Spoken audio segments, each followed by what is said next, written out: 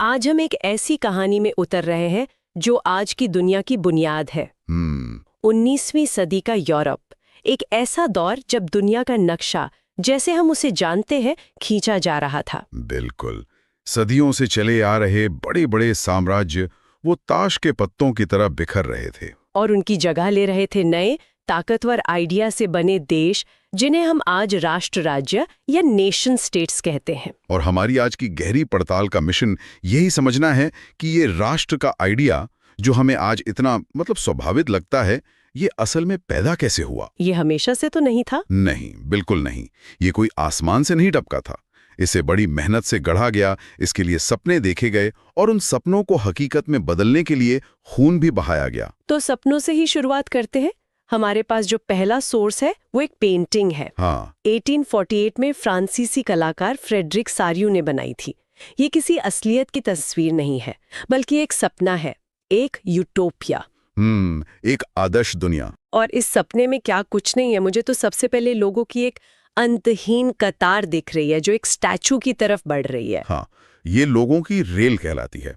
इसमें आप देखें तो हर देश के लोग हैं, अपने अपने झंडों और अपनी वेशभूषा में। हर उम्र के लोग हैं, मर्द, औरतें, बच्चे, सब एक साथ। ये सिर्फ एक भीड़ नहीं है, ये अतीत के अंधेरे से निकलकर भविष्य के उजाले की तरफ एक यात्रा है। और वो मंजिल है स्वतंत्रता। और वो जो स्टैचू ऑफ लिबर्टी जैसी प्रतिमा है, उसके हाथों में जो चीजें हैं वो भी काफी कुछ कहती हैं। हाँ। एक हाथ में ज्ञान की मशाल है और दूसरे में मनुष्य के अधिकारों का घोषणा पत्र, मतलब आजादी और बराबरी। बिल्कुल। पर मुझे जो सबसे दिलचस्प चीज जमीन पे पड़ी दिख रही है, ये टूटे हुए मुकुट और राजदंड। एकदम, ये उस दौर का सबसे बड़ा पॉलिटिकल स्टेटमेंट है। सारियो ये कह रहे हैं कि राजाओं और उनकी तानाशाही का जमाना अब खत्म हो चुका है। The age of kings is over.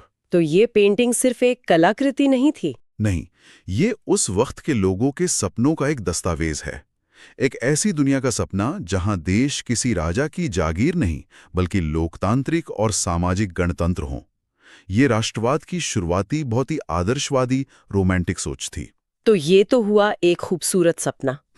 लेकिन सपने और हकीकत में बहुत फासला होता है। इस आदर्शवादी सपने को जमीन पर उतारने की पहली ठोस कोशिश कहां और कैसे हुई? इसकी पहली और सबसे जोरदार चिंगारी उठी फ्रांस से। 1789 की फ्रांसीसी क्रांति। अच्छा। ये वो लम्हा था जब राष्ट्रवाद का आइडिया पहली बार एक पॉलिटिकल रियलिटी बना। सबसे बड़ा और क्रांतिकारी बदलाव था संप्रभुता का हस्तांतरण। ये थोड़ा भारी शब्द है, इसे थोड़ा आसान भाषा में समझाएंगे? जरूर। इसका सीधा सा मतलब है कि अब देश किसी एक राजा या रानी की निजी संपत्ति नहीं था। ओके। असली पावर, मतलब देश को चलाने का हक, राजा के हाथ से निकलकर देश के आम लोगों यानी नागरिकों के हाथ में आ गया था। ये तो एक जबरदस्त बदलाव था। बहुत बड़ा।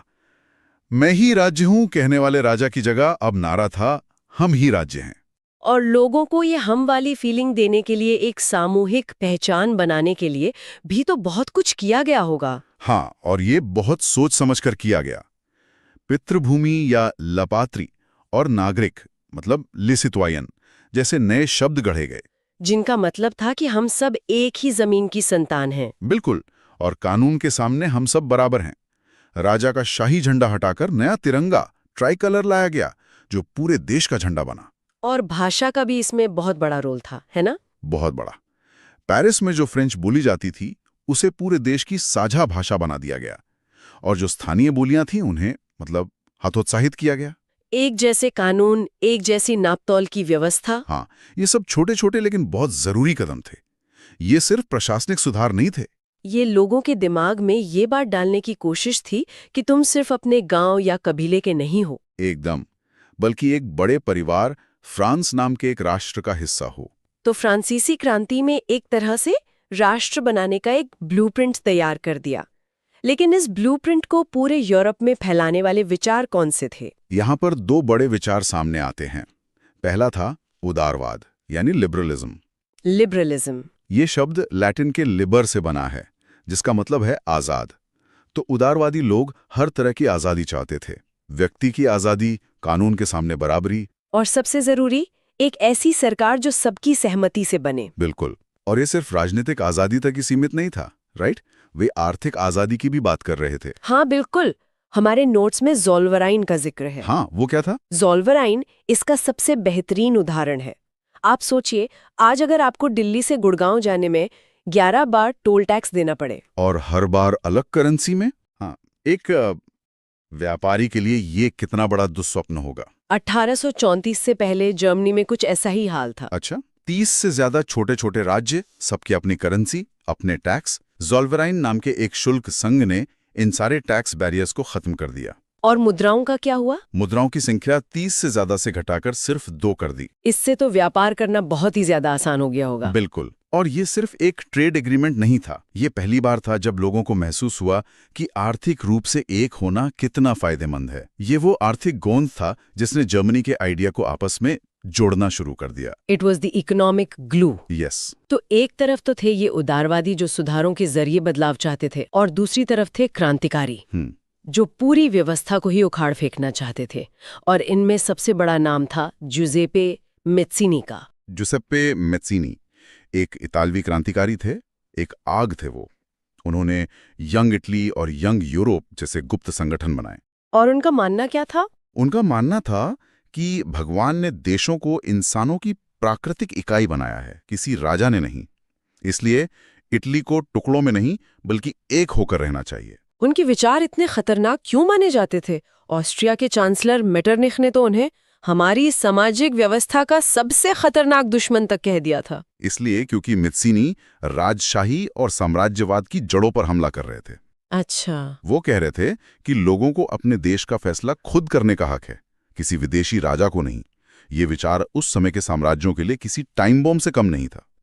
इसीलिए मेटरनिख उनसे इतना डरता था। बिल्कुल। तो हमारे पास ताकतवर विचार हैं, क्रांतिकारी हैं, लेकिन एक सवाल उठता है, क्या एक देश सिर्फ कानून, संधियों और लड़ाइयों से ही बनता है? नहीं। हमारा अगला सोर्स एक और दिलचस्प पहलू की ओर इशारा करता है, रोमानीवाद या रोमांटिसिज्म। हाँ, और ये राष्ट्रवाद की कहानी का सबसे आकर्षक हिस्सा है। रोमानीवाद एक सांस्कृतिक आंदोलन था, एक कल्चरल मूवमेंट। हाँ, इसके मानने वालों का मानना था कि एक राष्ट्र तोपों और संधियों से नहीं बल्कि कविताओं और लोकगीतों से बनता है। उन्होंने तर्क और विज्ञान की जगह भावनाओं, अंतरात्मा की आवाज और रहस्यमयी एहसासों पर जोर दिया। ये सुनने में बहुत काव्यात्मक लगता है, लेकिन असल में इसका मतलब क्या था? जर्मनी का उदाहरण लीजिए। वहां के एक चिंतक थे योहान गॉटफ्रीड। योहान गॉटफ्रीड। उनका कहना था कि सच्ची जर्मन संस्कृति राजाओं के महलों में नहीं बल्कि आम लोगों, दास फोल्क के बीच जिंदा है। राष्ट्र की असली आत्मा, जिसे वो वोल्कगाइस्ट कहते थे, वो लोक गीतों, लोक कथाओं में बसती है। एकदम। इसलिए राष्ट्र को खोजना है तो गांव-गांव जाकर इन कहानियों को इकट्ठा करो। मतलब देश की पहचान उसके लोगों की संस्कृति में छिपी है। और पोलैंड में तो भाषा ही बगावत का हथियार बन गई थी। बिल्कुल। उस वक्त पोलैंड पर रूस का कब्जा था और रूसी सरकार हर जगह पोलिश भाषा को हटाकर रूसी थोप रही थी। तो इसके विरोध में पोलैंड के लोगों ने अपनी भाषा को ही राष्ट्रीय संघर्ष का प्रतीक बना लिया। चर्च में, स्कूलों में जानबूझकर पोलिश भाषा का इस्तेमाल किया जाने लगा। और संगीत का भी इस्तेमाल हुआ। हाँ, संगीतकार कैरल कुरपिंस्की ने पोलिनेज और माजुर्का जैसे लोक नृत्यों को अपने संगीत के जरिए राष्ट्रीय प्रतीकों में बदल दिया। यहाँ आके संस्कृति अब सिर्फ मनोरंजन नहीं बल्कि आजादी की लड़ाई का एक मोर्चा बन गई थी। तो हमने एक आदर्शवादी सपना देखा, क्रांतिकारी विचारों को समझा और संस्कृति की ताकत को भी महसूस किया। लेकिन 1848 में एक और बड़ी क्रांति हुई जो कहानी में एक नया मोड़ लाती है। हमारे सोर्स इसे उदारवादियों की असफलता कहते हैं। ऐसा क्या हुआ था? 1848 का सान पूरे यूरोप के लिए उथल-पुथल भरा था। भूख, गरीबी, बेरोजगारी, जनता बहुत परेशान थी। और जर्मनी में पढ़े लिखे मध्य वर्ग ने सोचा कि यही सही मौका है। हाँ, एक लोकतांत्रिक एकीकृत जर्मनी बनाने का। और उन्होंने इसके लिए कोशिश भी की। बाकायदा चुनाव हुए। 831 प्रतिनिधि फ्रैंकफर्ट शहर के सेंट पॉल चर्च में इकट्ठा हुए और एक संविधान का ड्राफ्ट भी तैयार किया। सब कुछ कायदे से हो रहा था। बिल्कुल। उन्होंने एक ऐसे जर्मनी का संविधान बनाया जिसमें एक राजा तो होगा लेकिन वो संसद के प्रति जवाबदेह होगा। और उन्होंने ये ताज प्रशा के राजा फ्रेडरिक विल्हेम चतुर्थ को पेश किया। हाँ, लेकिन यहीं पर कहानी का रुख पलट गया। रुकिए, तो उन्होंने चुनाव करवाए, संविधान लिखा और राजा ने बस कह दिया नहीं शुक्रिया। हाँ। कोई राजा एक पूरे एकीकृत जर्मनी पर राज करने का मौका क्यों ठुकराएगा? क्या उसे लोगों की ताकत से डर लग रहा था? यही तो बात है। राजा को वो ताज मंजूर नहीं था जो उसे जनता से मिले। उसे लगता था कि ये उसकी शान के खिलाफ है। अच्छा। उसने ताज ठुकरा दिया और दूसरे राजाओं के साथ मिलकर इस पूरी संसद को ही खत्म करवा दिया। सेना बुलाई गई और उदारवादियों का सपना चकनाचूर हो गया। और उस घटना की जो तस्वीर है उसमें एक और परेशान करने वाली बात छिपी है, महिलाओं की स्थिति। हाँ। और ये उस उदारवादी आंदोलन की सबसे बड़ी कमी को दिखाता है। इस आंदोलन में महिलाओं ने बढ़ चढ़कर हिस्सा लिया था। उन्होंने अपने अखबार निकाले, संगठन बनाए। लेकिन जब सेंट पॉल चर्च में संसद बैठी तो उन्हें वोट देने या प्रतिनिधि बनने का कोई अधिकार नहीं दिया गया। उन्हें सिर्फ दर्शक के तौर पर ऊपर दर्शक दीर्घा में खड़े होने की इजाजत थी। मतलब वे बराबरी की लड़ाई तो लड़ रहे थे, लेकिन सिर्फ मर्दों की बराबरी की। काफी हद तक यही सच था। ये दिखाता है कि उनके विचार कितने भी उदारवादी क्यों ना हो, लैंगिक समानता अभी भी एक बहुत दूर का सपना था। तो जब उदारवादियों के शांतिपूर्ण और संवैधानिक तरीके बुरी तरह फेल हो गए, तो क्या राष्ट्र बनाने का सपना ही खत्म हो गया? नहीं, सपना खत्म नहीं हुआ, बस उसे पूरा करने का तरीका बदल गया।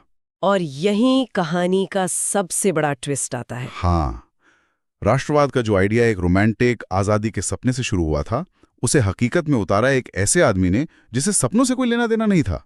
वो सपना नहीं, ताकत बेचता था। बिल्कुल। ऑटो वॉन बिस्मार्क, जर्मनी के एकीकरण का वास्तुकार। एकदम। उदारवादियों के फेल होने के बाद प्रशा ने ये जिम्मेदारी अपने ऊपर ले ली और प्रशा का मुख्यमंत्री था बिस्मार्क। वो एक पक्का यथार्थवादी था। उसका मानना था कि देश बड़े बड़े भाषणों से नहीं बनते। देश बनते हैं रक्त और लॉ यानी ब्लड एंड आयरन, सेना और ताकत से। Nation building went from poetry to pure gold blooded politics. और उसने ये करके दिखाया। हाँ, बिस्मार्क ने प्रशा की ताकतवर सेना और नौकरशाही का इस्तेमाल किया। अगले 7 सालों में उसने 3 बड़े युद्ध लड़े, ऑस्ट्रिया, डेनमार्क और फ्रांस के खिलाफ, और तीनों में शानदार जीत हासिल की। और इन्हीं जीतों ने जर्मनी के एकीकरण को पूरा कर दिया। और इसका क्लाइमैक्स तो और भी ज्यादा नाटकीय था। जनवरी 1871 में फ्रांस के वर्साई के शीश महल में प्रशा के राजा काइजर विलियम प्रथम को एकीकृत जर्मनी का सम्राट घोषित किया गया। मतलब फ्रांस को उसी के घर में हराकर जर्मनी का जन्म हुआ। ये एक साफ संदेश था।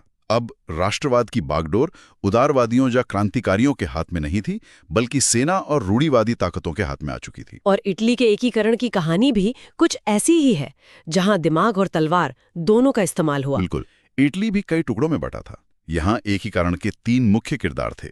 द ब्रेन यानी दिमाग थे मुख्यमंत्री कावूर, एक चतुर कूटनीतिज्ञ, हाँ, जिसने फ्रांस के साथ संधि करके ऑस्ट्रिया को हराया। क्रांतिकारी, जिसके साथ हजारों हथियारबंद स्वयंसेवक थे, जिन्हें रेड शर्ट्स कहा जाता था। अच्छा। वो दक्षिण इटली में घुसे और स्थानीय किसानों की मदद से वहां के विदेशी शासकों को खदेड़ दिया। तो एक तरफ कावूर की कूटनीति और दूसरी तरफ गैरीबाल्डी का जोश। और इन दोनों ने मिलकर जो जमीन जीती, उसे सार्डिनिया पिडमोंट के राजा विक्टर इमैनुअल द्वितीय को सौंप दिया। और 1861 में वो एकीकृत इटली के पहले राजा बने। हाँ, तो यहां भी हमने देखा कि राष्ट्र का निर्माण सिर्फ एक तरीके से नहीं हुआ। इसमें कूटनीति, युद्ध और क्रांति सबका मिश्रण था। तो चलिए इस पूरी कहानी को समेटते हैं। हमने एक सपने से शुरुआत की और एक ठोस राजनीतिक हकीकत तक पहुंचे। हमारा आखिरी सोर्स एक नक्शा है जो दिखाता है कि 19वीं सदी के आखिर तक यूरोप का चेहरा कितना बदल चुका था। बिल्कुल। सदी की शुरुआत में यूरोप में बड़े बड़े साम्राज्य थे। ऑस्ट्रो हंगेरियन साम्राज्य, ऑटोमन साम्राज्य, जहां कई अलग अलग भाषाएं बोलने वाले अलग अलग नस्ल के लोग एक ही राजा के नीचे रहते थे। लेकिन सदी के अंत तक जर्मनी, इटली जैसे राष्ट्र राज्य नक्शे पर उभर चुके थे। हाँ। और ये सिर्फ सरहदों का बदलाव नहीं था, ये लोगों की पहचान का बदलाव था। यही सबसे जरूरी बात है। अब लोग खुद को किसी राजा की प्रजा नहीं, बल्कि एक राष्ट्र का नागरिक मानने लगे थे। एक ऐसी पहचान जो साझा इतिहास, साझा संस्कृति और साझा भविष्य की भावना पर टिकी थी। और ये समझना जरूरी है कि ये बदलाव रातों रात नहीं आया। ये दशकों के संघर्ष, क्रांतियों, विचारों और अनगिनत लोगों की कुर्बानियों का नतीजा था। तो ये तो साफ है कि राष्ट्र कोई प्राकृतिक या हमेशा से मौजूद चीज नहीं है, इसे बनाया जाता है। हाँ, गढ़ा जाता है। और इसे बनाने की प्रक्रिया काफी जटिल रही है। ये हमें आज के लिए एक बहुत ही जरूरी सवाल पर लाकर छोड़ता है। हमने देखा कि उस दौर में राष्ट्र बनाने के लिए एक साझा भाषा, एक साझा इतिहास और एक साझा संस्कृति पर बहुत जोर दिया गया। आज की दुनिया में जहां हमारे समाज पहले से कहीं ज्यादा विविध हैं, जहां एक ही देश में कई भाषाएं और संस्कृतियां एक साथ रहती हैं, वहां एक राष्ट्र की साझा पहचान का मतलब क्या है? ये सवाल आज भी उतना ही प्रासंगिक है। शायद आज उससे भी ज्यादा। आज हमारे सामने जो दस्तावेज हैं वो भारत के इतिहास के एक बहुत ही दिलचस्प दौर की कहानी बताते हैं।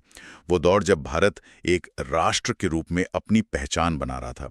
लेकिन यहाँ एक सवाल उठता है, एक ऐसा उपमहाद्वीप जहाँ सैकड़ों भाषाएं, धर्म और रियासतें थी, वहाँ के लोगों ने खुद को एक कैसे समझना शुरू किया? क्या ये एकता सिर्फ अंग्रेजों के खिलाफ गुस्से से पैदा हुई या इसके पीछे कोई गहरी सांस्कृतिक वजह भी थी? चलिए आज इसी सवाल का जवाब ढूंढने की कोशिश करते हैं। ये बहुत अहम सवाल है, क्योंकि राष्ट्रवाद कोई स्विच नहीं है जिसे ऑन या ऑफ कर दिया जाए। ये एक लंबी और काफी जटिल प्रक्रिया थी और इसकी जड़ें 20वीं सदी की शुरुआत की घटनाओं में मिलती हैं। उस समय दुनिया एक बहुत बड़े बदलाव से गुजर रही थी और उसका असर भारत पर भी पड़ना लाजमी था। आप पहले विश्व युद्ध की बात कर रही हैं, है ना? मुझे इन दस्तावेजों को देख के हैरानी हुई कि उस युद्ध का भारत पर कितना गहरा असर पड़ा था। हम अक्सर इसे एक यूरोपीय युद्ध समझते हैं, लेकिन इसने तो यहाँ की पूरी अर्थव्यवस्था को हिलाकर रख दिया था। बिल्कुल।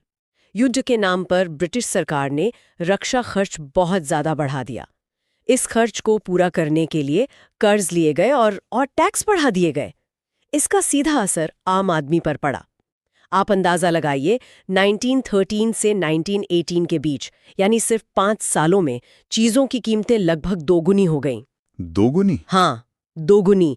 लोगों की जिंदगी मुश्किल होती जा रही थी। और सिर्फ महंगाई ही नहीं, गांव से लोगों को जबरदस्ती सेना में भर्ती किया जा रहा था। मतलब एक तरफ आपकी कमाई आधी हो रही है और दूसरी तरफ आपके घर के लोगों को एक अनजान लड़ाई में मरने के लिए भेजा जा रहा है। गुस्सा तो फूटेगा ही। और उस गुस्से पर एक और कहर टूटा। उसी दौरान देश के कई हिस्सों में फसलें खराब हो गईं, जिससे खाने की भारी कमी हो गई और रही सही कसर इन्फ्लुएंजा की महामारी ने पूरी कर दी। हमारे स्रोतों के मुताबिक 1921 की जनगणना में यह अनुमान लगाया गया कि अकाल और महामारी की वजह से लगभग 120 से 130 लाख लोग मारे गए। 1 करोड़ से ज्यादा लोग। हाँ, ये एक भयानक त्रासदी थी। लोगों को लग रहा था कि सरकार उनकी मदद करने की बजाय उन्हें मरने के लिए छोड़ रही है। तो माहौल पूरी तरह से निराशा और आक्रोश का था। और शायद ऐसे ही माहौल में लोग एक नए नेता या एक नए विचार की तलाश करते हैं। यहीं पर महात्मा गांधी की एंट्री होती है ना? हाँ। और वो एक बिल्कुल नया विचार लेकर आए, सत्याग्रह। दिलचस्प बात यह है कि सत्याग्रह का मतलब सिर्फ चुपचाप विरोध करना या पैसिव रेजिस्टेंस नहीं था। अच्छा। गांधी जी के लिए ये सत्य की शक्ति और आत्मबल पर आधारित एक सक्रिय लड़ाई थी। उनका दर्शन बहुत साफ था। अगर आपका मकसद सच्चा है, अगर आप अन्याय के खिलाफ लड़ रहे हैं, तो आपको सामने वाले से लड़ने के लिए शारीरिक बल की जरूरत नहीं है। मतलब अहिंसा में ही असल ताकत है। बिल्कुल, कि अहिंसा जालिम की अंतरात्मा को झकझोर सकती है। और उन्होंने इस विचार को सिर्फ किताबों तक नहीं रखा, बल्कि जमीन पर आजमाया। हमारे दस्तावेजों में उनके शुरुआती प्रयोगों का जिक्र है। 1917 में बिहार के चंपारण में नील किसानों के लिए सत्याग्रह, अहमदाबाद में सूती मिल के मजदूरों के हक के लिए।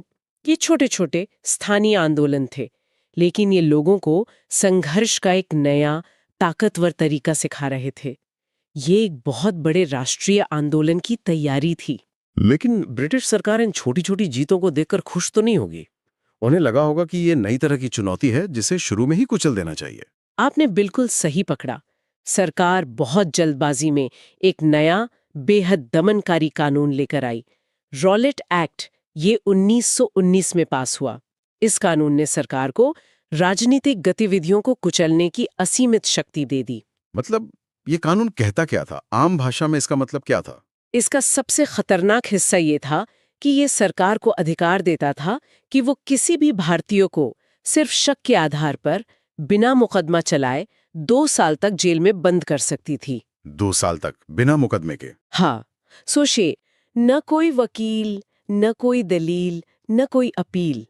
ये किसी भी नागरिक अधिकार का खुला उल्लंघन था। गांधी जी ने इसे काला कानून कहा और इसके खिलाफ एक राष्ट्रव्यापी सत्याग्रह की अपील की। और इसी सत्याग्रह के दौरान वो भयानक घटना हुई जिसने पूरे देश की आत्मा को झकझोर कर रख दिया। जलियांवाला बाग, 13 अप्रैल 1919, बैसाखी का दिन। हाँ, अमृतसर में हजारों लोग जलियांवाला बाग में इकट्ठा हुए थे। कुछ लोग सरकार के दमनकारी कानूनों का विरोध करने के लिए जमा हुए थे, तो बहुत से लोग आसपास के गांव से सालाना बैसाखी का मेला देखने आए थे। ज्यादातर लोगों को ये पता भी नहीं था कि शहर में मार्शल लॉ लागू कर दिया गया है। एक मिनट, मार्शल लॉ का मतलब क्या था? मार्शल लॉ का मतलब था कि शहर का पूरा कंट्रोल सेना के हाथ में था और आम सभाओं या जलसों पर पाबंदी लगा दी गई थी। नागरिकों के सामान्य अधिकार खत्म कर दिए गए थे। अच्छा, तो लोगों को इस बारे में पता ही नहीं था। बिल्कुल। तभी जनरल डायर अपनी सैनिक टुकड़ी के साथ वहां पहुंचा, बाग से बाहर निकलने के इकलौते रास्ते को बंद कर दिया और अपनी टुकड़ी को निहत्ती भीड़ पर गोलियां चलाने का हुक्म दे दिया। हे भगवान! गोलियां तब तक चलती रहीं जब तक खत्म नहीं हो गईं। सैकड़ों लोग मारे गए। जब बाद में डायर से पूछा गया कि उसने ऐसा क्यों किया, तो उसका जवाब था कि वो सत्याग्रहियों के मन में एक नैतिक प्रभाव पैदा करना चाहता था। नैतिक प्रभाव, इसका सीधा सीधा मतलब तो दहशत और खौफ पैदा करना हुआ। वो पूरे देश को एक संदेश देना चाहता था। इस क्रूरता का असर क्या हुआ? पूरे उत्तर भारत में गुस्सा भड़क गया। लोग सड़कों पर उतर आए, हड़तालें होने लगीं, सरकारी इमारतों पर हमले हुए। सरकार ने भी जवाबी कार्रवाई में कोई कसर नहीं छोड़ी और लोगों को बेरहमी से कुचला। लेकिन इस एक घटना ने ये साफ कर दिया कि ब्रिटिश राज कितना बर्बर हो सकता है। लोगों का रहा सहा भरोसा भी टूट गया। तो रॉलेट सत्याग्रह ज्यादातर शहरों तक ही सीमित रहा। गांधी जी को ये महसूस हुआ होगा कि अगर अंग्रेजों को सच में चुनौती देनी है तो ये ज्यादा संगठित आंदोलन खड़ा करना होगा जो पूरे देश को जोड़ सके। हाँ, और यहीं पर उनकी 1990 में लिखी किताब हिंद स्वराज का एक विचार काम आया। उन्होंने लिखा था कि भारत में ब्रिटिश शासन इसलिए स्थापित हो पाया क्योंकि भारतीयों ने उनके साथ सहयोग किया। अगर भारतीय सहयोग करना बंद कर दें तो ब्रिटिश राज 1 साल के अंदर ढह जाएगा। ये एक बहुत ही शक्तिशाली विचार था। हाँ, यहीं से असहयोग आंदोलन की नींव पड़ी। लेकिन इतने बड़े आंदोलन के लिए तो हिंदू और मुसलमानों का साथ आना भी जरूरी था। उस समय तो दोनों समुदायों के बीच काफी दूरियां थीं। गांधी जी ये बात अच्छी तरह समझते थे और उन्हें एक मौका दिखा खिलाफत के मुद्दे में। पहले विश्व युद्ध में तुर्की की हार हुई थी जो जर्मनी का साथ दे रहा था। अफवाह थी कि ऑटोमन साम्राज्य के सुल्तान, जिन्हें पूरी इस्लामी दुनिया अपना खलीफा यानी आध्यात्मिक गुरु मानती थी, उन पर एक बहुत अपमानजनक संधि थोपी जाएगी। अच्छा। भारत के मुसलमान इससे बहुत नाराज थे। मोहम्मद अली और शौकत अली जैसे नेताओं ने खिलाफत कमेटी बनाई।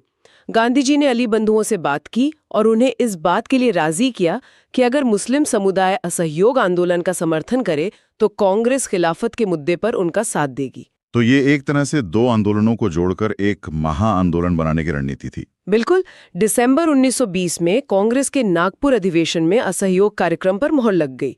इसका प्लान साफ था, सरकारी पदवियां लौटाना, सरकारी नौकरियों, सेना, पुलिस, अदालतों और स्कूलों का बहिष्कार करना और सबसे अहम विदेशी सामानों का बहिष्कार करना। एक तरह से पूरे ब्रिटिश सिस्टम को शांतिपूर्ण तरीके से ठप करने की कोशिश थी। हाँ। लेकिन मुझे यहाँ एक बात समझनी है, जब गांधी जी स्वराज की बात कर रहे थे तो क्या अवध में जमींदार से परेशान एक किसान और आंध्र की पहाड़ियों में लड़ रहा एक आदिवासी दोनों एक ही चीज समझ रहे थे, या स्वराज सिर्फ एक शब्द था जिसे हर कोई अपने हिसाब से इस्तेमाल कर रहा था? ये इस आंदोलन का सबसे दिलचस्प पहलू है। आपने बिल्कुल सही सवाल पूछा।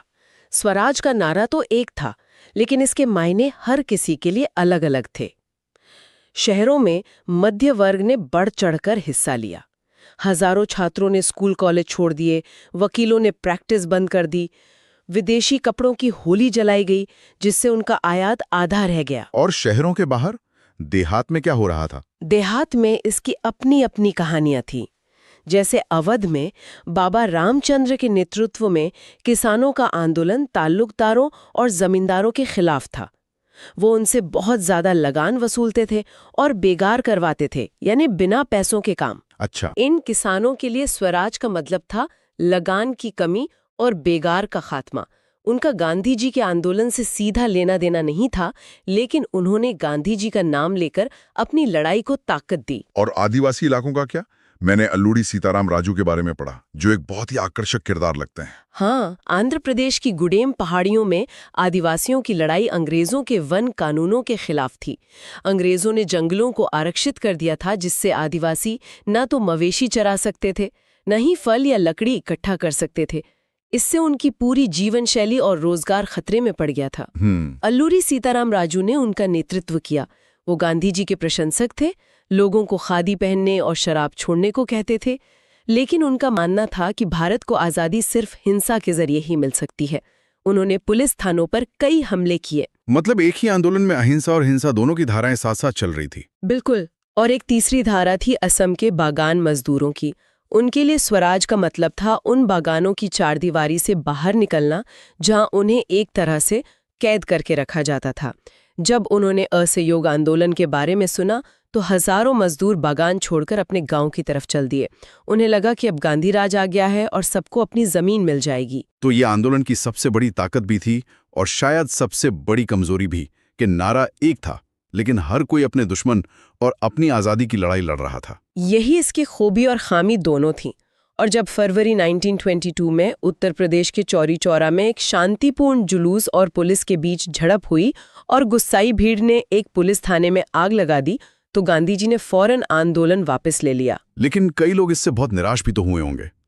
जब आंदोलन अपने चरम पर था तो एक अकेली हिंसक घटना की वजह से उसे रोक देना, क्या ये सही फैसला था?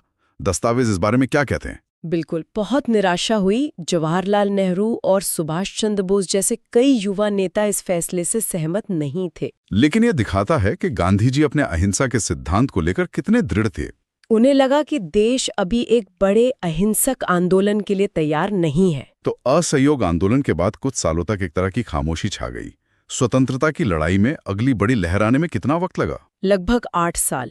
1920 के दशक के आखिर में भारतीय राजनीति में फिर से हलचल शुरू हुई। दिसंबर 1929 में कांग्रेस का लाहौर अधिवेशन हुआ, जिसकी अध्यक्षता जवाहरलाल नेहरू कर रहे थे। वहां एक ऐतिहासिक प्रस्ताव पास किया गया, पूर्ण स्वराज का। पूर्ण स्वराज मतलब पूरी आजादी? हाँ, अब लक्ष्य सिर्फ घरेलू शासन नहीं बल्कि पूरी आजादी थी। और तय हुआ कि 26 जनवरी 1930 को पूरे देश में स्वतंत्रता दिवस मनाया जाएगा। लेकिन पूर्ण स्वराज एक बहुत बड़ा और अमूर्त विचार है।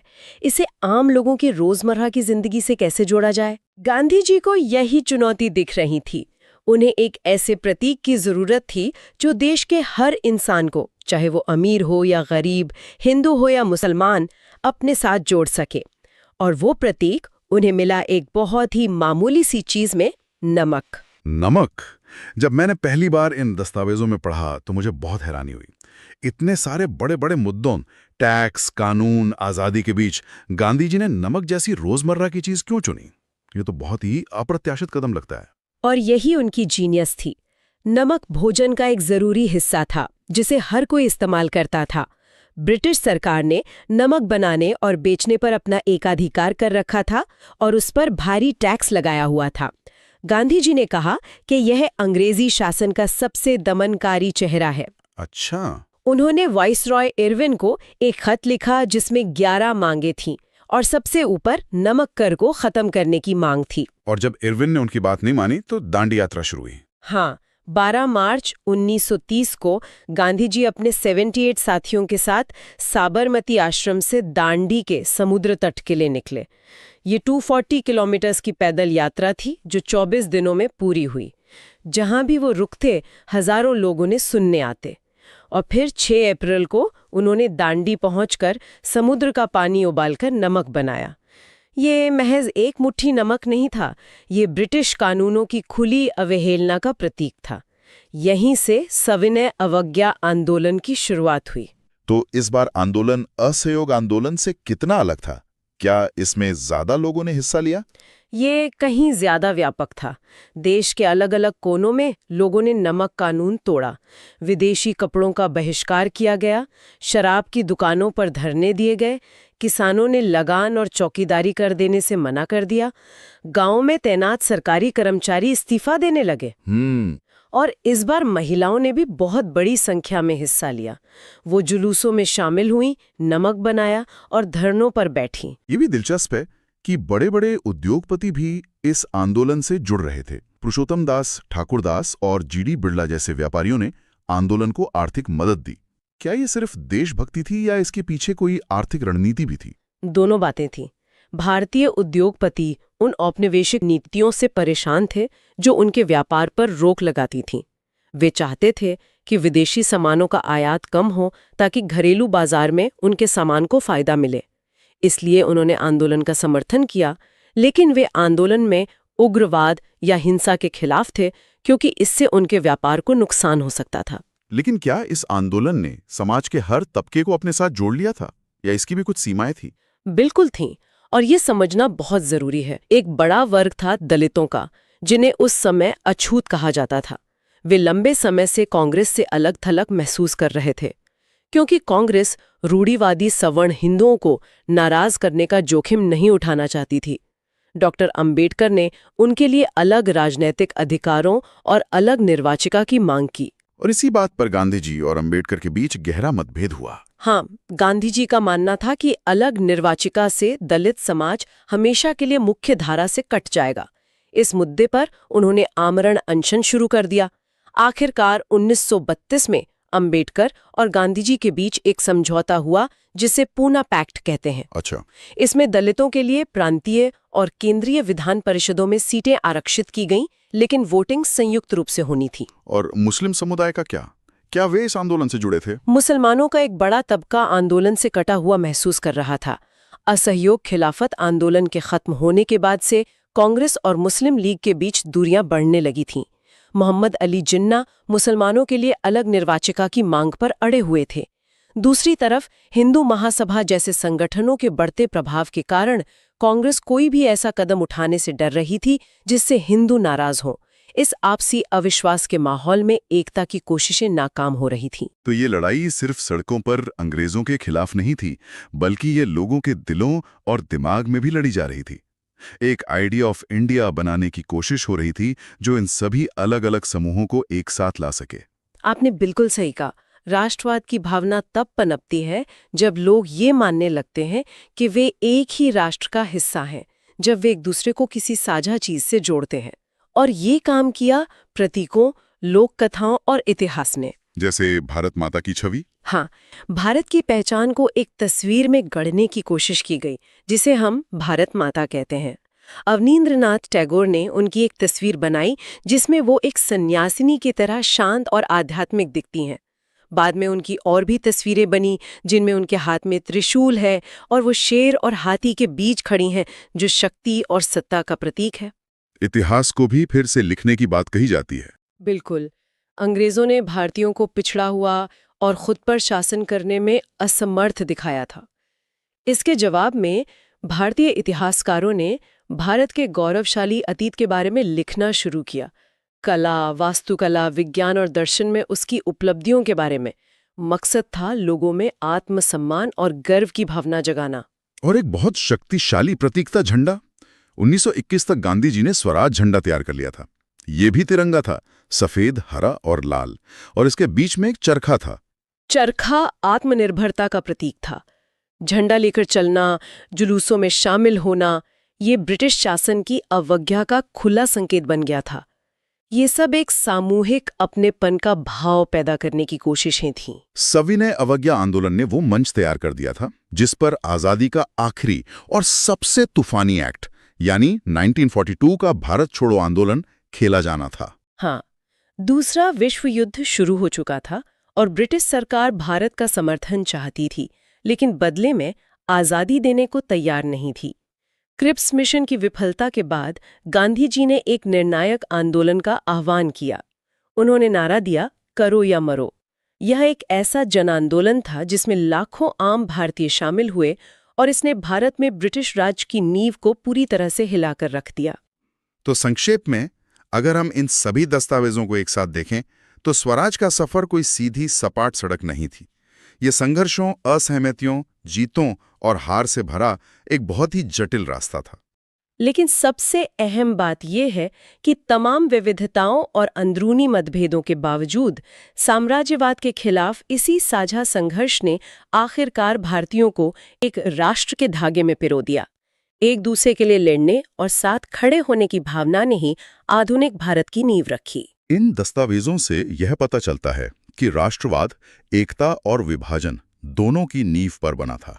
यह हमें सोचने पर मजबूर करता है कि आज के दौर में कोई भी राष्ट्र अपनी अंदरूनी विविधताओं का सम्मान करते हुए एक साझा राष्ट्रीय पहचान का संतुलन कैसे बनाए रखता है। ये सवाल तब भी प्रासंगिक था और आज भी है।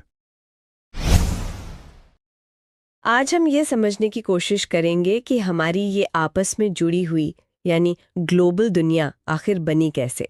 अक्सर लगता है कि ये सब पिछले 50-60 साल की कहानी है, लेकिन हमारे हाथ जो स्रोत लगे हैं वो बताते हैं कि इसकी जड़ें हजारों साल पुरानी हैं। बिल्कुल, और ये कोई सीधी साधी कहानी नहीं है।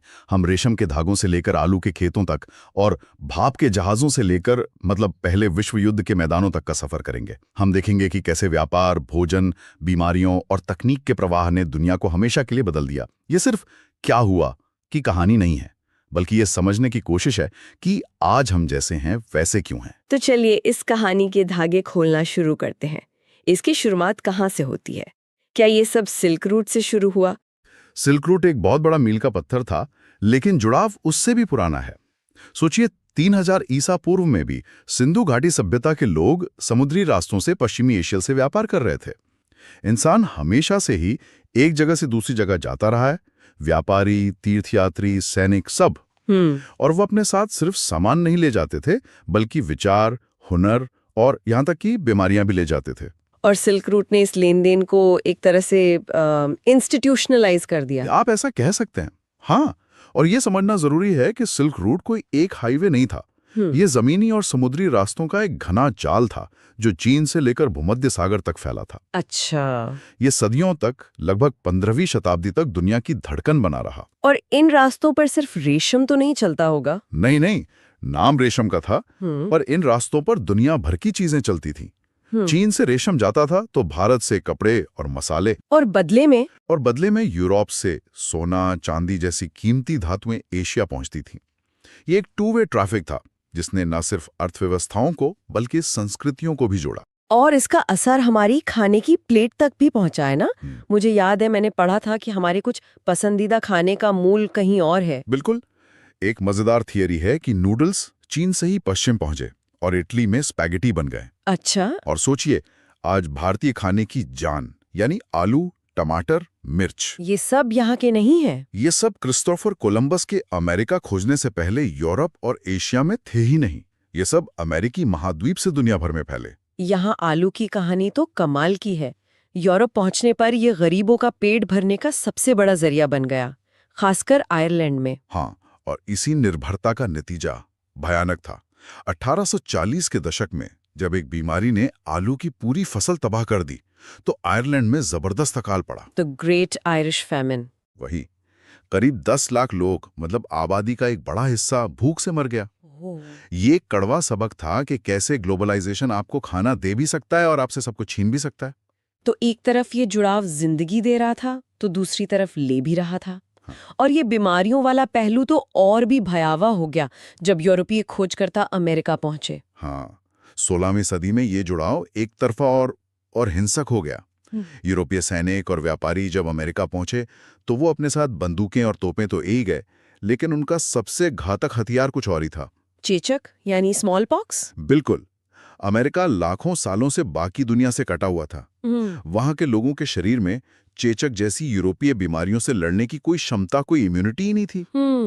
ये कीटाणु उनके लिए किसी भी गोली से ज्यादा जानलेवा साबित हुए। इसने पूरे के पूरे समुदायों को साफ कर दिया। तो ये एक तरह का स्पेनिश विजेताओं के लिए एक तरह का अनजाना जैविक हथियार बन गया, जिसने उनकी जीत को बहुत आसान बना दिया। तो एक तरफ बीमारियों ने पुराने साम्राज्यों को मिटा दिया और यूरोपीय कब्जे का रास्ता खोला। लेकिन कब्जा करना एक बात है और उस पर एक पूरी वैश्विक अर्थव्यवस्था बनाना वो बिल्कुल दूसरी बात है। 19वीं सदी में आकर यही ढांचा बनना शुरू हुआ है ना? एकदम सही। 19वीं सदी में अर्थशास्त्री 3 तरह के प्रवाहों की बात करते हैं जिन्होंने दुनिया को एक नया आकार दिया। 3 प्रवाह? हाँ, 3 मेन फ्लोज। पहला, व्यापार का प्रवाह, यानी सामान का, जैसे कपड़े या गेहूं का, एक देश से दूसरे देश जाना। ठीक है। दूसरा, श्रम का प्रवाह, यानी लोगों का काम की तलाश में पलायन करना। और तीसरा? और तीसरा पूंजी का प्रवाह, यानी पैसे का निवेश के लिए दुनिया भर में घूमना। इन तीनों प्रवाहों को एक साथ काम करते हुए देखने का सबसे अच्छा तरीका क्या हो सकता है? इसके लिए ब्रिटेन का कॉर्न लॉ एक परफेक्ट केस स्टडी है। ये दिखाता है कि कैसे लंदन में लिया गया एक फैसला अमेरिका के खेतों और ऑस्ट्रेलिया के शहरों तक असर डाल सकता था। अच्छा, वो कैसे? हुआ ये कि ब्रिटेन की आबादी बढ़ रही थी और खाने की मांग भी। वहां के बड़े जमींदारों ने सरकार पर दबाव डालकर बाहर से आने वाले मक्के पर पाबंदी लगवा दी, ताकि देश में अनाज महंगा बिके और उन्हें फायदा हो। बिल्कुल। लेकिन शहर के लोगों और फैक्ट्री मालिकों को तो सस्ता खाना चाहिए था। उन्होंने जरूर विरोध किया होगा। और इतना जबरदस्त विरोध हुआ कि सरकार को यह कानून वापस लेना ही पड़ा। तो फिर क्या हुआ? अब ब्रिटेन में बाहर से सस्ता अनाज आने लगा। इसका नतीजा यह हुआ कि ब्रिटेन के हजारों किसान बेरोजगार हो गए, क्योंकि वो इतने सस्ते अनाज से मुकाबला नहीं कर सकते थे। तो ये लोग कहाँ गए? यही तो कहानी का असली मोड़ है।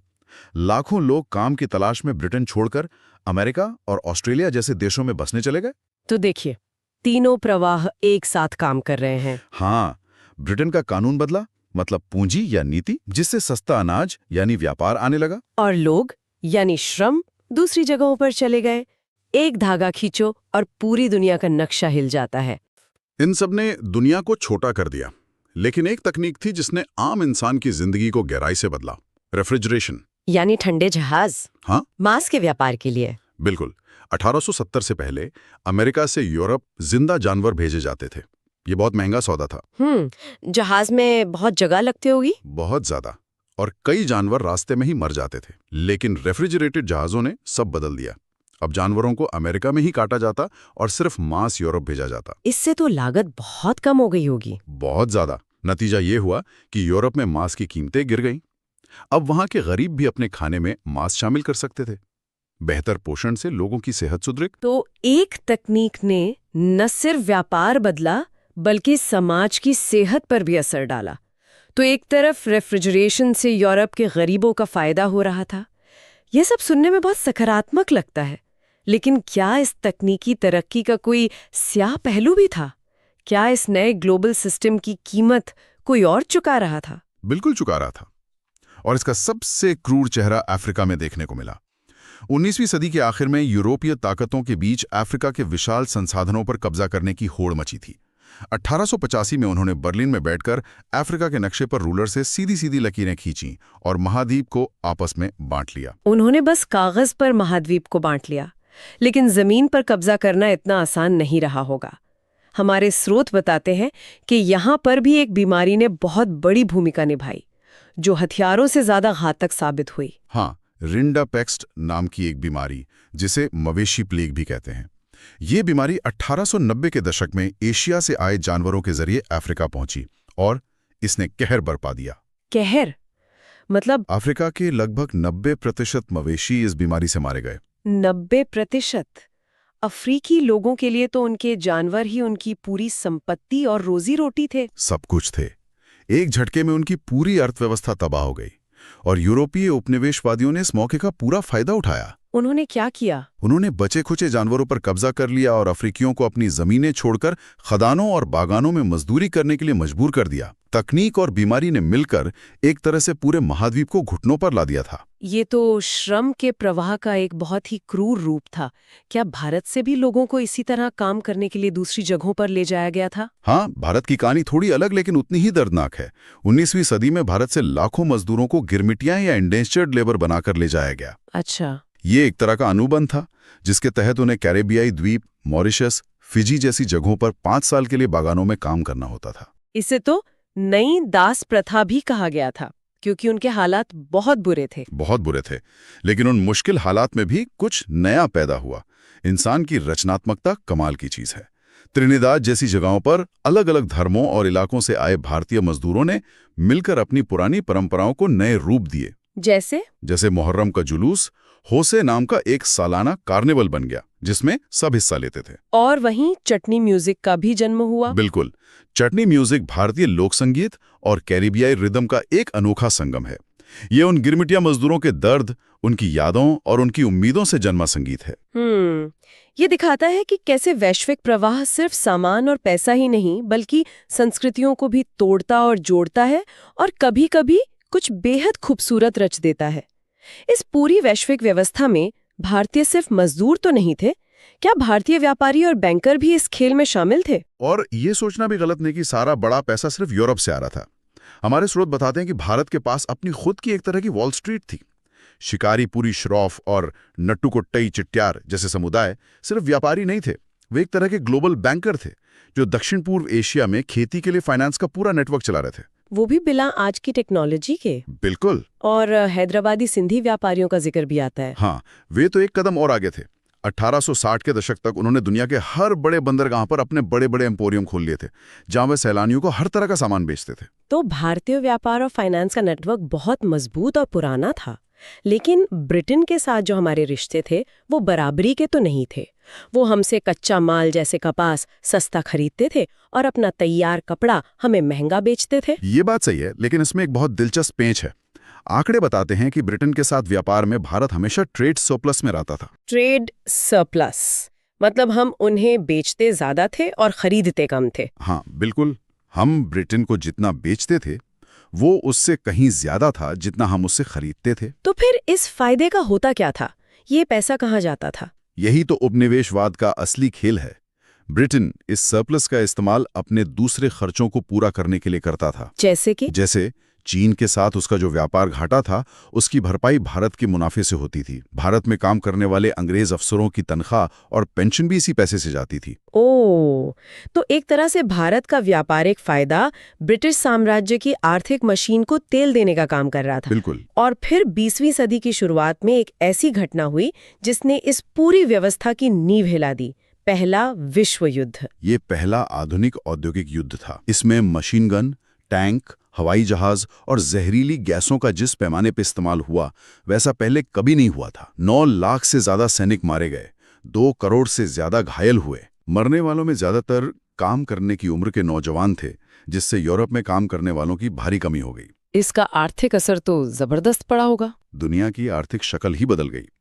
युद्ध लड़ने के लिए ब्रिटेन ने अमेरिकी बैंकों और वहां की जनता से बेहिसाब कर्ज लिया। अच्छा। नतीजा ये हुआ कि युद्ध खत्म होते होते अमेरिका, जो हमेशा से एक कर्जदार देश था, वो दुनिया का सबसे बड़ा कर्जदाता देश बन गया। तो शक्ति का संतुलन यूरोप से अमेरिका की तरफ झुकना शुरू हो गया था। हाँ। तो इस पूरी चर्चा से जो बात निकलकर आती है वो ये है कि आज का वैश्वीकरण रातों रात नहीं हुआ। ये सदियों के व्यापार, प्रवास, संघर्ष और विचारों के लेन देन का एक लंबा और उलझावा नतीजा है। बिल्कुल।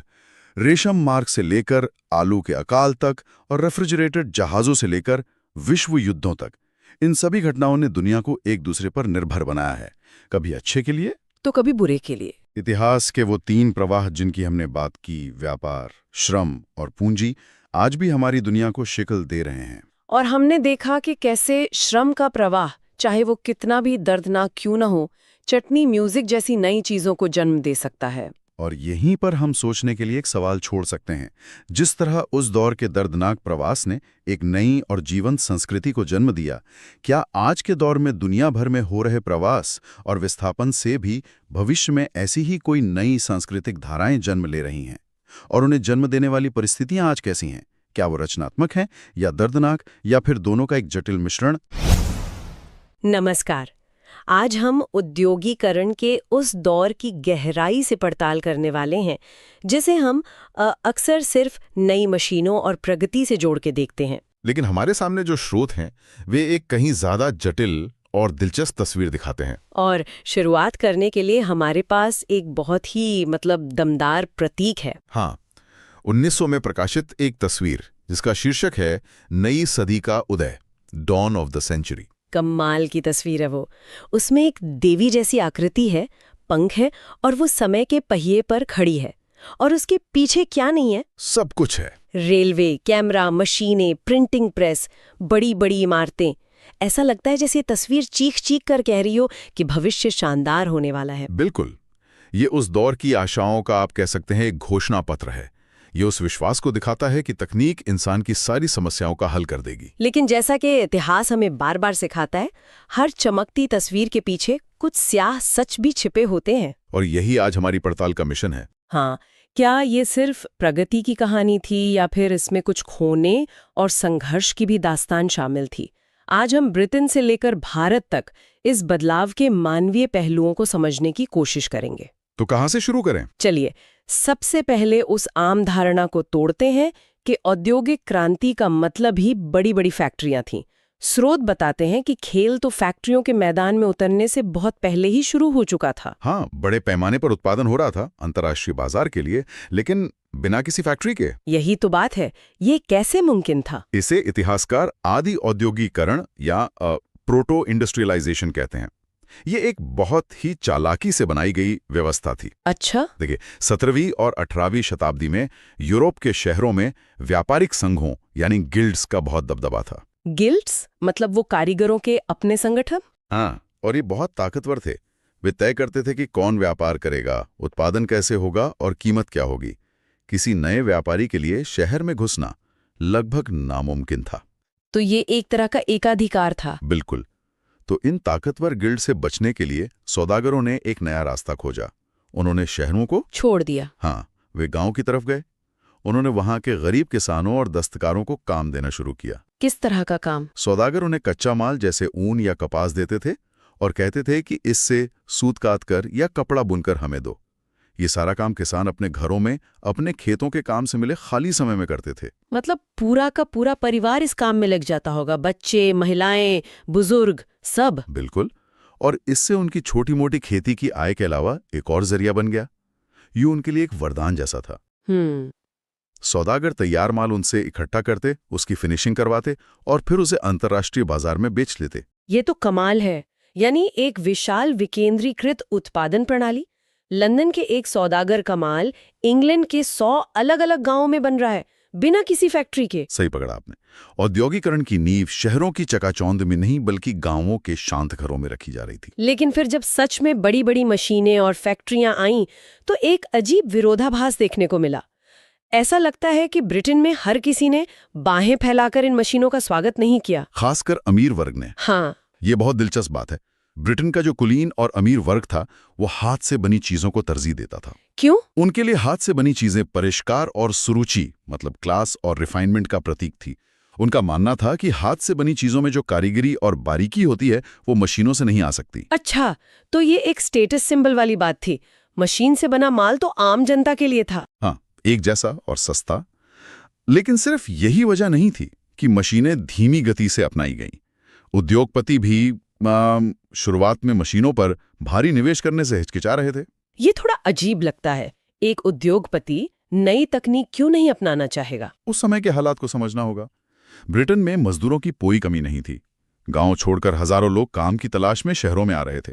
तो मतलब जब कम मजदूरी पर आसानी से इंसान मिल रहे हैं, तो आप एक महंगी, नाजुक और मुश्किल से ठीक होने वाली मशीन में अपनी पूंजी क्यों फंसाएंगे? कई उद्योग तो मौसमी भी थे, जैसे गैस घर, शराब की भट्टियां।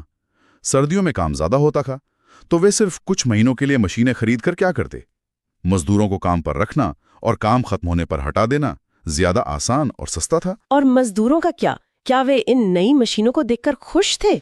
खुश होना तो दूर की बात है, वे तो खौफ में थे। खौफ? हाँ, जब स्पिनिंग जेनी जैसी मशीन आई जिसने सूत काटने की प्रक्रिया को कई गुना तेज कर दिया, तो ऊन उद्योग में काम करने वाली महिलाओं में बेरोजगारी का डर फैल गया। और उनका डर जायज भी था, है ना? एक स्पिनिंग जेनी एक साथ कई तकलियों पर काम कर सकती थी। मतलब एक मशीन कई लोगों का काम छीन रही थी। और इसी डर का नतीजा क्या हुआ? हिंसा। कई जगहों पर महिलाओं की भीड़ ने इन नई मशीनों पर हमला किया और उन्हें तोड़ दिया। ओह! ये दिखाता है कि जिसे हम सिर्फ प्रगति कहते हैं, उसकी एक बहुत बड़ी मानवीय कीमत चुकानी पड़ रही थी। लोगों की रोजमर्रा की जिंदगी उजड़ रही थी। और जब काम नहीं मिलता था तब क्या होता था? तब मजदूरों को रातें पुलों के नीचे या रैन बसेरों में गुजारनी पड़ती थी। कुछ को तो कैजुअल वार्ड और वर्कहाउस जैसी जगहों पर भेजा जाता था, जो एक तरह से गरीबों के लिए जेल जैसी थी। तो ये था उस दौर की चमक दमक के पीछे का स्याह सच। बिल्कुल। ब्रिटेन की ये कहानी तो मजदूरों के नजरिए से काफी अंधकारमयी लगती है, लेकिन क्या ये बदलाव दुनिया के हर कोने में इसी तरह महसूस किया गया? स्रोत बताते हैं कि भारत में तो कहानी जैसे उल्टी चल रही थी। उल्टी नहीं, बल्कि कह सकते हैं कि मशीन युग से पहले भारत में एक सुनहरी तस्वीर थी। सुनहरी शब्द भी शायद छोटा पड़ जाए।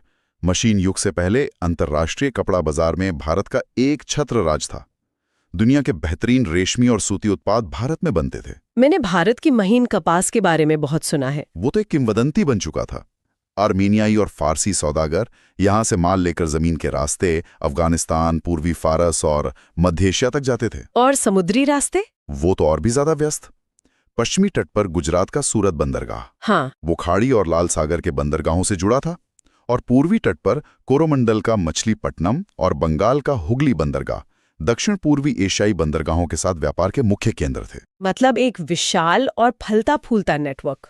और सबसे अहम बात यह थी कि इस पूरे नेटवर्क की लगाम भारतीय सौदागरों और बैंकरों के हाथ में थी। अच्छा, मतलब वे ही सब कुछ नियंत्रित कर रहे थे। हाँ, वे ही उत्पादन में पैसा लगाते थे, बुनकरों को कच्चा माल देते थे और तैयार माल को बंदरगाहों तक पहुंचाकर निर्यातकों को बेचते थे। एक आत्मनिर्भर और बेहद मुनाफे वाला तंत्र। लेकिन फिर ईस्ट इंडिया कंपनी आई और धीरे धीरे सब कुछ बदलने लगा। पुराने बंदरगाह जैसे सूरत और हुगली अचानक कमजोर पड़ने लगे। उनकी जगह कंपनी द्वारा नियंत्रित नए बंदरगाहों का उदय हुआ, बंबई और कलकत्ता। ये तो एक साफ संकेत था। अब व्यापार की शर्तें भारतीय सौदागर नहीं बल्कि एक विदेशी ताकत तय करने वाली थी। ये सिर्फ बंदरगाहों का बदलाव नहीं था, ये सत्ता के केंद्र का बदलाव था। और कंपनी सिर्फ बंदरगाहों पर कब्जा करके नहीं रुकी, उन्होंने उत्पादन की जड़ यानी बुनकरों पर सीधा नियंत्रण स्थापित करने की कोशिश की।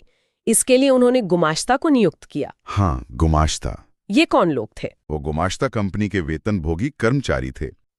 उनका काम था मौजूदा दलालों और व्यापारियों को हटाकर सीधे बुनकरों से संपर्क साधना। वे बुनकरों के काम पर निगरानी रखते, उनसे माल इकट्ठा करते और कपड़े की क्वालिटी की जांच करते। बिल्कुल। लेकिन उनका सबसे बड़ा हथियार था पेशगी यानी एडवांस देने की प्रणाली। वाह, मतलब कर्ज दो और फिर उसी कर्ज से उन्हें हमेशा के लिए अपना गुलाम बना लो। ये तो बहुत ही शातिर तरीका था।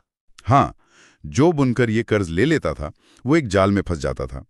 अब वो अपना बनाया हुआ माल किसी और व्यापारी को नहीं बेच सकता था। उसे सिर्फ और सिर्फ गुमाश्ता को ही अपना माल बेचना पड़ता था, वो भी उस कीमत पर जो कंपनी तय करती थी। बुनकरों की मोल भाव करने की शक्ति पूरी तरह खत्म हो गई। मोल भाव तो छोड़ ही दीजिए, उनकी तो अपनी पहचान ही खत्म होने लगी होगी। ये सिर्फ एक आर्थिक बदलाव नहीं था, ये एक सामाजिक हमला था। आपने बिल्कुल सही नब्ज पकड़ी है। पहले जो स्थानीय सौदागर होते थे वे अक्सर उसी गांव के होते थे। बुनकरों के साथ उनके पारिवारिक रिश्ते होते थे। लेकिन गुमाश्ता बाहरी लोग थे। वे अक्सर घमंड में चूर रहते थे और अपने साथ सिपाही लेकर चलते थे। काम में देरी होने पर बुनकरों को कोड़े मारना आम बात हो गई। और इसके बाद भारत के कपड़ा उद्योग पर शायद सबसे बड़ा प्रहार हुआ। वो प्रहार जो भारत से हजारों मील दूर ब्रिटेन के मैनचेस्टर शहर से आया। मशीन से बना कपड़ा। आंकड़े इस तबाही की कहानी खुद कहते हैं। 1811-12 में भारत के कुल निर्यात में सूती कपड़े का हिस्सा 33% था। 33%? ये तो बहुत बड़ा आंकड़ा है। बहुत बड़ा। लेकिन सिर्फ 40 साल बाद 1850-51 तक ये आंकड़ा 33% से घटकर सिर्फ 3% रह गया। सिर्फ 3%? मतलब ये तो यकीनी नहीं होता। भारतीय बुनकरों को एक दोहरे संकट का सामना करना पड़ रहा था। दोहरा ही नहीं बल्कि तेहरा संकट कह सकते हैं आप।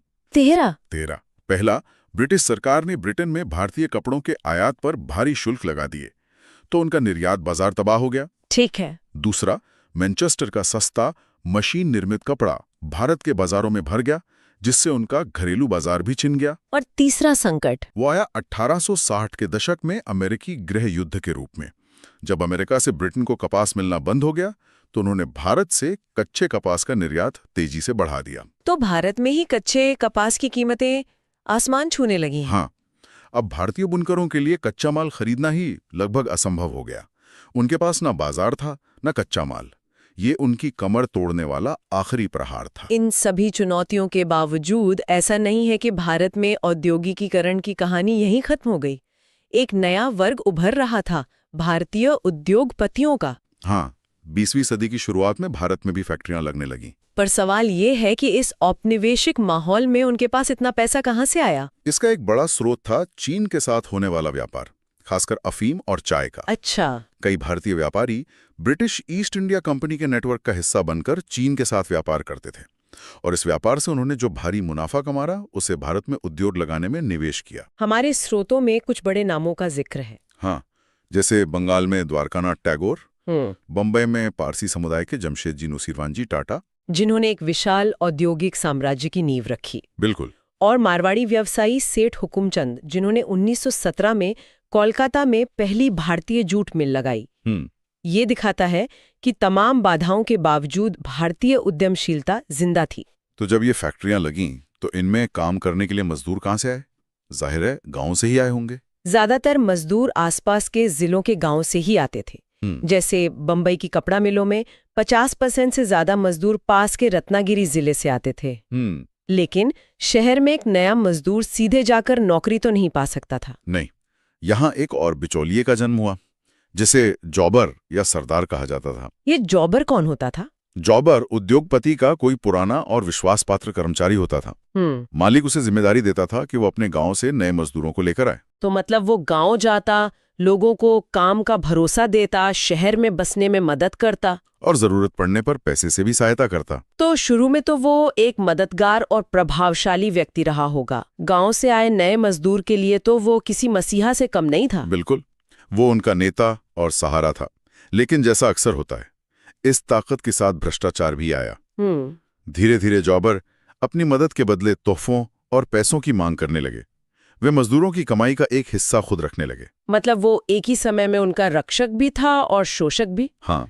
तो आज की इस चर्चा से ये बिल्कुल साफ है कि औद्योगिकरण की कहानी कोई सीधी सपाट कहानी नहीं है। ये प्रगति की कहानी है, तो संघर्ष की भी। पर एक आखिरी सवाल, क्या ये कहना सही होगा कि मशीनों ने हाथ के काम को पूरी तरह खत्म कर दिया? बिल्कुल नहीं। खासकर भारत के संदर्भ में ये सबसे बड़ी गलतफहमी है। मशीनों के युग में भी भारत में हथकरघा यानी हैंडलूम उद्योग पूरी तरह खत्म नहीं हुआ। ये कैसे संभव हुआ? बल्कि 20वीं सदी की शुरुआत में हथकरघा उत्पादन में असल में वृद्धि हुई। वृद्धि? पर कैसे, जब चारों तरफ से हमला हो रहा था? उन्होंने अनुकूलन किया, अडॉप्ट किया। उन्होंने नई तकनीक को अपनाया, जैसे फ्लाई शटल वाली तकनीक। Fly shuttle? हाँ, ये एक मैकेनिकल उपकरण था जिसे हाथ से चलने वाले करघे में लगाया जा सकता था। इससे बुनाई की प्रक्रिया बहुत तेज हो गई और उत्पादन क्षमता बढ़ गई। बिल्कुल। 1941 तक भारत में 35% से ज्यादा हथकरघों में फ्लाई शटल लग चुके थे। तो सबसे बड़ा सबक शायद यही है कि तकनीक कभी भी वैक्यूम में काम नहीं करती। वो हमेशा पुराने समाज से टकराती है और नतीजा सिर्फ विनाश नहीं बल्कि एक अजीब सा समझौता होता है।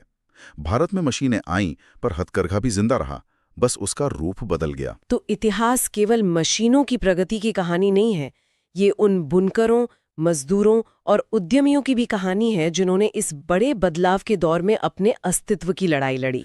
और ये हमें सोचने पर मजबूर करता है, जब भी कोई नई तकनीक या बड़ा बदलाव आता है, जैसे आज के दौर में आर्टिफिशियल इंटेलिजेंस आ रहा है, तो क्या वो हमेशा पुराने कौशल और नौकरियों को पूरी तरह से मिटा देगा, या वे भी समय के साथ अनुकूलित होकर बस एक नया रूप ले लेंगे? इतिहास का जवाब शायद दूसरे विकल्प की ओर इशारा करता है। आज हम एक ऐसी क्रांति की बात करने वाले हैं जिसने दुनिया को हमेशा के लिए बदल दिया। और नहीं, ये किसी जंग या साम्राज्य की कहानी नहीं है। बिल्कुल नहीं। ये कहानी है छपे हुए शब्दों की।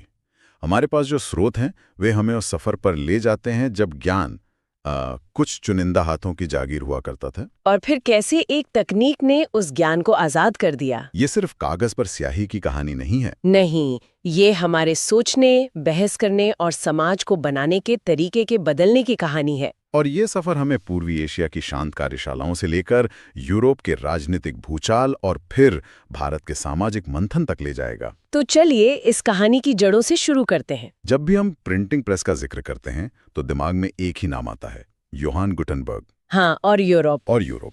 लेकिन हमारे स्रोत बताते हैं कि कहानी इससे कहीं ज्यादा पुरानी है और कहीं और से शुरू होती है। आपने बिल्कुल सही नस पकड़ी है। इसकी जड़ें हैं पूर्वी एशिया में, खासकर चीन में। हाँ, वहाँ 594 ईस्वी से ही वुड ब्लॉक प्रिंटिंग यानी काठ की तख्ती पर छपाई की तकनीक इस्तेमाल हो रही थी। 594 ईस्वी मतलब गुटेनबर्ग के मैकेनिकल प्रेस से लगभग 800 साल पहले। सोचिए, 800 साल। तो ये वुड ब्लॉक प्रिंटिंग काम कैसे करती थी? क्या ये बहुत मुश्किल प्रक्रिया थी? कल्पना कीजिए, एक कारीगर लकड़ी के एक चिकने टुकड़े पर घंटों लगाकर एक एक अक्षर या पूरी की पूरी तस्वीर को आईने में दिखने वाली छवि की तरह उल्टा उकेरता है। अच्छा। एक छोटी सी गलती और पूरा ब्लॉक बर्बाद। फिर उस पर स्याही लगाकर उसे कागज पर बड़ी सावधानी से दबाकर छापा जाता था। मतलब हर एक पेज के लिए एक पूरा ब्लॉक। बिल्कुल। ये तकनीक जितनी प्रभावशाली थी उतनी ही इसमें मेहनत और समय लगता था। और इन किताबों का स्वरूप भी आज की किताबों जैसा नहीं था, है ना? नहीं, बिल्कुल नहीं। उस समय किताबें एक बहुत ही खूबसूरत एकॉर्डियन शैली में बनाई जाती थीं। मतलब कागज के लंबे पन्नों को एक तरफ से सिला जाता था और फिर उन्हें अकॉर्डियन की तरह मोड़ा जाता था। वाह, तो ये सिर्फ छपाई नहीं, एक तरह की कला थी। सही कहा। तो ये अद्भुत तकनीक चीन में सदियों से मौजूद थी। क्या ये वहीं तक सीमित रही या इसने पड़ोस के देशों पर भी कोई असर डाला, जैसे जापान? इसका असर जरूर हुआ। ये तकनीक जापान पहुंची। जापान की सबसे पुरानी छपी हुई किताब 868 ईस्वी की डायमंड सूत्र मानी जाती है, जो एक बौद्ध ग्रंथ है। लेकिन जो बात मुझे सबसे दिलचस्प लगती है वो ये है कि जापान में प्रिंट सिर्फ धर्म और ज्ञान के गंभीर विषयों तक ही सीमित नहीं रहा। मतलब ये आम लोगों की रोजमर्रा की जिंदगी का हिस्सा भी बन गया। हाँ, और ये बहुत बड़ी बात है। 18वीं सदी में जापान के एदो यानी आज के टोक्यो में उकियो नाम की एक कला शैली बेहद लोकप्रिय हुई। उकियो, इसका मतलब क्या है? इसका मतलब है तैरती दुनिया के चित्र। इन रंगीन प्रिंट्स में शहरी जीवन के दृश्य होते थे, मशहूर चायघरों के नज़ारे, कलाकार, खूबसूरत महिलाएं। अच्छा, तो एक तरह से इसने प्रिंट को मठों की दीवारों से निकालकर आम लोगों के बैठक खानों तक पहुंचा दिया। बिल्कुल। ठीक है, तो ये तकनीक जो सदियों से पूर्वी एशिया में फल फूल रही थी, वो आखिरकार यूरोप कैसे पहुंची और वहां जाकर ये महज एक तकनीक न रहकर एक क्रांति कैसे बन गई? इसका रास्ता रेशम मार्ग और समुद्री व्यापारियों से होकर गुजरा। हमारे स्रोत बताते हैं कि 1295 में जब मार्को पोलो चीन से लौटे। Marco Polo? हाँ, तो वो अपने साथ वुड ब्लॉक प्रिंटिंग का ज्ञान इटली लेकर आए। लेकिन यूरोप में ये तकनीक बहुत धीमी गति से फैली।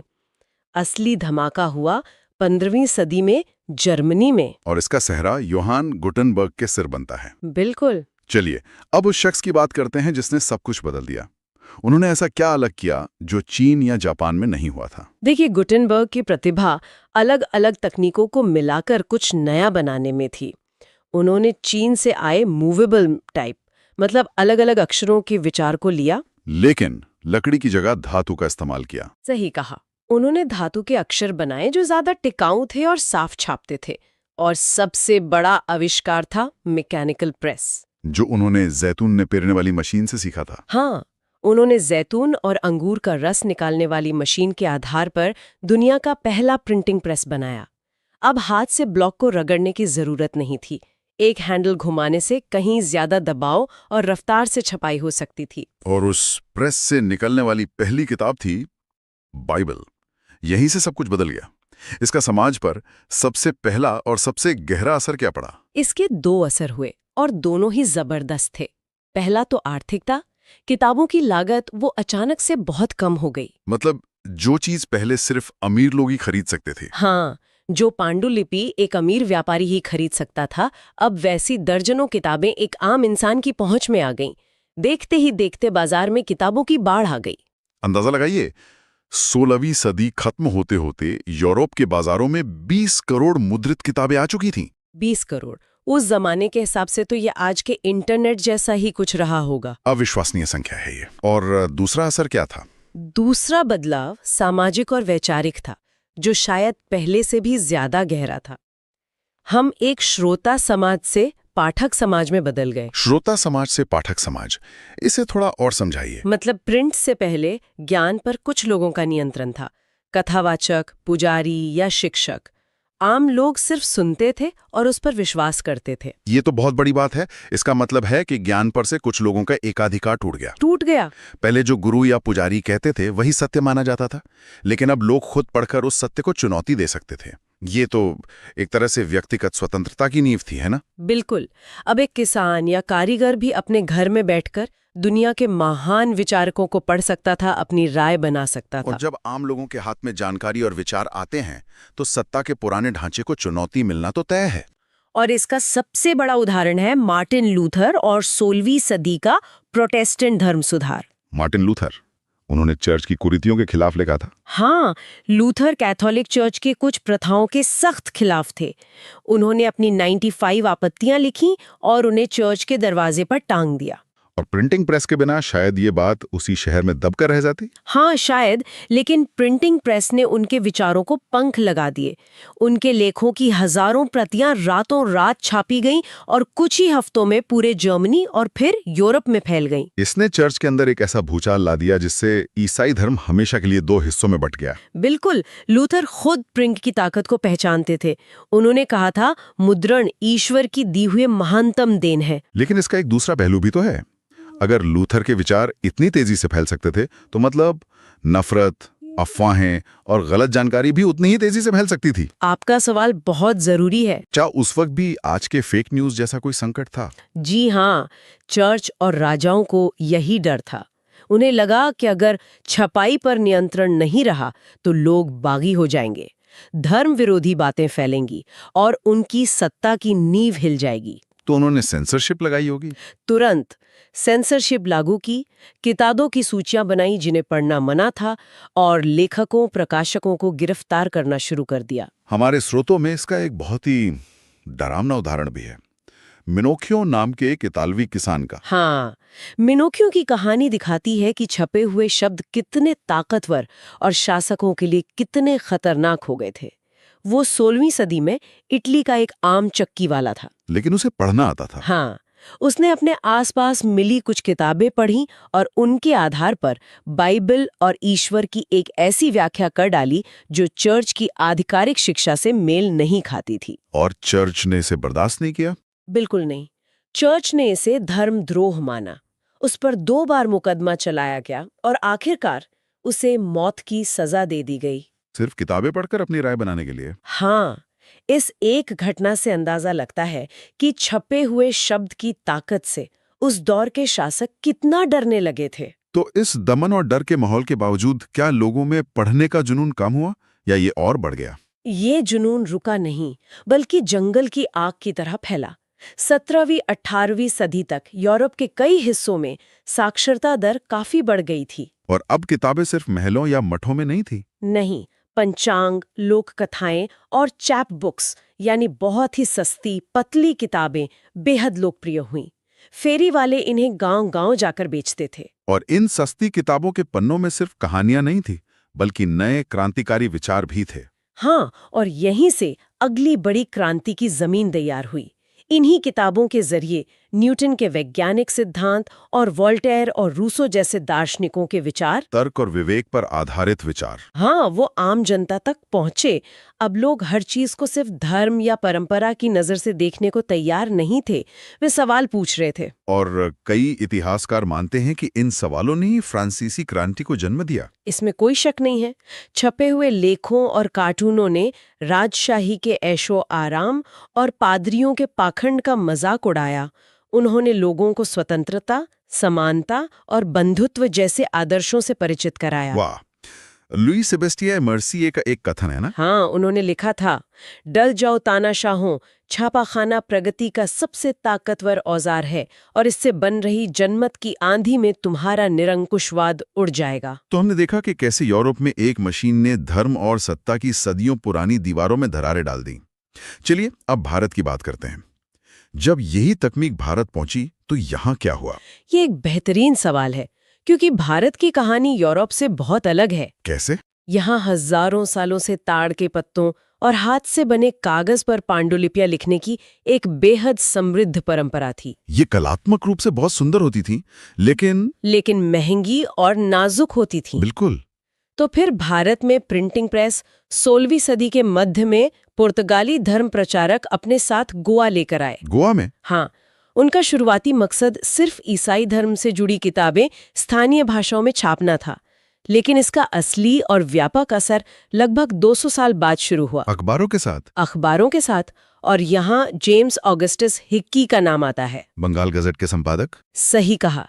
1780 में हिक्की ने बंगाल गजट शुरू किया।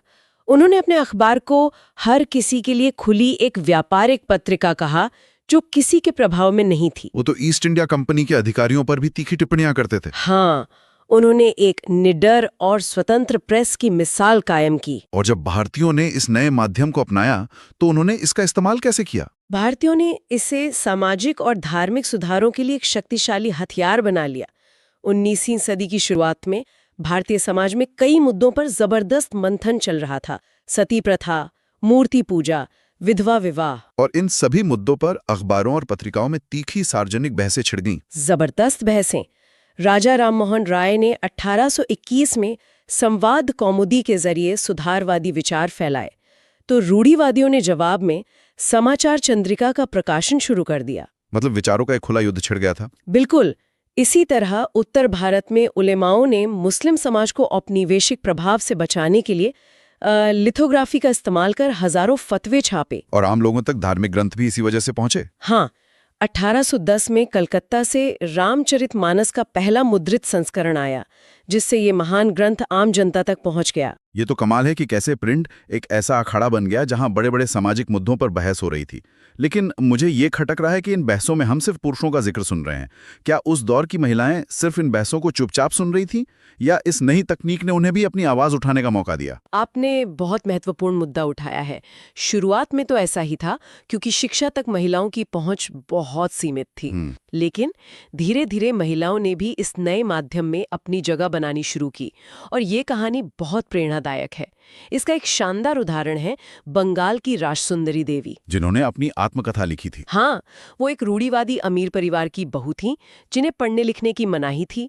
उन्होंने रसोई में छिप छिप कर पढ़ना सीखा, और फिर 1876 में उन्होंने अपनी आत्मकथा आमार जीवन छापी, जो किसी भारतीय महिला द्वारा लिखी गई पहली पूर्ण आत्मकथा मानी जाती है। बिल्कुल। इसी तरह बेगम रुकैया सखावत हुसैन ने महिलाओं को शिक्षा से दूर रखने वाली धार्मिक और सामाजिक पाबंदियों पर तीखे व्यंग लिखे। इसका मतलब है कि सिर्फ महिलाएं लिख ही नहीं रही थीं, बल्कि खास तौर पर महिलाओं के लिए साहित्य भी छपने लगा था। हाँ, 19वीं सदी के मध्य तक महिलाओं के लिए खास पत्रिकाएं और किताबें छपने लगी थीं। इनमें अच्छी गृहिणी और मां बनने की सीख तो होती थी, लेकिन साथ ही नारी शिक्षा के महत्व पर भी बहुत जोर दिया जाता था। तो प्रिंट ने महिलाओं को एक आवाज भी दी और उन्हें नियंत्रित करने की कोशिश भी की। एक तरह से हाँ, इसने भारत में सिर्फ सूचना का प्रसार नहीं किया, बल्कि इसने आधुनिक भारत की पहचान को गढ़ने में एक बहुत अहम और जटिल भूमिका निभाई। तो ये था छपाई का लंबा और रोमांचक सफर, चीन की काठ की तख्तियों से लेकर गुटेनबर्ग के प्रेस तक, और फिर भारत में सामाजिक सुधारों की बहसों तक। ये साफ है कि कैसे एक तकनीक ने सूचना को कुछ हाथों से निकालकर करोड़ों लोगों तक पहुंचाया और दुनिया को हमेशा के लिए बदल दिया। हाँ, और ये हमें आज के दौर के बारे में सोचने पर मजबूर करता है। बिल्कुल। इन सभी स्रोतों में हमें एक ही पैटर्न दिखता है। जब भी सूचना का प्रभाव फैलता है और ज्यादा लोगों तक पहुंचता है, तो स्थापित सत्ता को चुनौती मिलती है। और आज हम इंटरनेट और सोशल मीडिया के दौर में एक और विशाल सूचना क्रांति के बीच में हैं। हाँ, तो सोचने वाली बात यह है कि हम 500 साल पुरानी इस प्रिंट क्रांति के इतिहास से आज के डिजिटल युग के लिए क्या सबक सीख सकते हैं, खासकर जब हम सूचनाओं के अंबार और फेक न्यूज़ जैसी नई चुनौतियों का सामना कर रहे हैं, जो शायद गुटेनबर्ग और लूथर ने कभी सोची भी नहीं होंगी।